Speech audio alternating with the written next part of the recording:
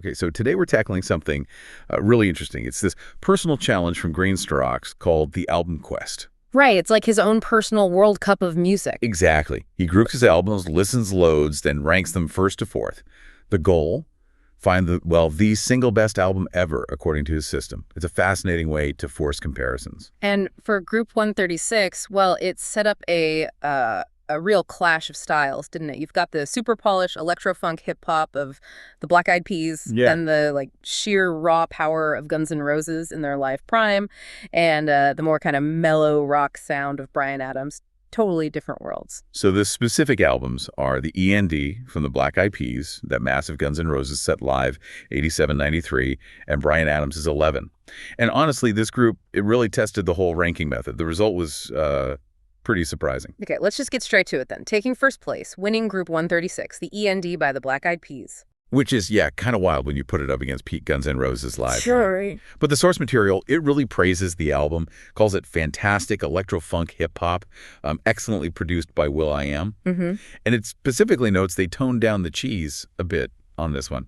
So it seems like that clean, high-fidelity production really won out over, say, historical weight or raw energy here. That's really interesting. The notes mentioned the first three tracks were just catchy as hell. And that production quality, it seems, was so strong it even made up for some, shall we say, bold choices. Like what?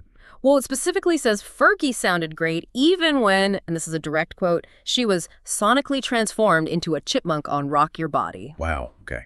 So super clean sound beats potentially, grating vocal effects in this system. Yeah. And apparently the quality holds up mostly. There's a slight dip near the end, but this funky track, rockin' to the beat, kind of saves it. Right. But, okay, the runner-up, it still makes it through, even with maybe a bit of an asterisk. Second place in Group 136 goes to Guns N' Roses, live 87-93. The big one. Yeah, huge sound, captures the band just absolutely firing on all cylinders.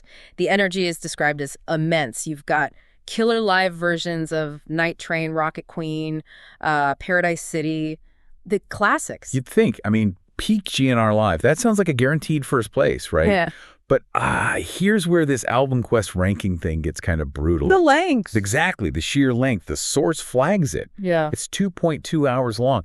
That is just a massive chunk of music to digest under these rules. And that really tells you something about the listening constraint, doesn't it? When you have to listen repeatedly and rank quick, 132 minutes, that's not just long. It probably brings in listener fatigue. Yeah, like a built-in penalty. Pretty much. And maybe that's what cost GNR the top spot, despite how good the actual performance was. Which then leaves Bryan Adams' 11 coming in third. Respectable, but yeah, third. It's described as classy, mellow, but it just didn't have that, Right. The notes say it doesn't grab you by the throat like Guns N' Roses or by the ears like the Peas. It did have some good moments, though, according to the source. There's a track, Oxygen, where he gets almost into hard rock territory, which is interesting. And apparently a spectacular guitar solo on the last track, Way the World. But the main issue, the reason it didn't advance, was a slightly plodding middle section. So a bit of a pacing issue in the middle was enough to knock it out.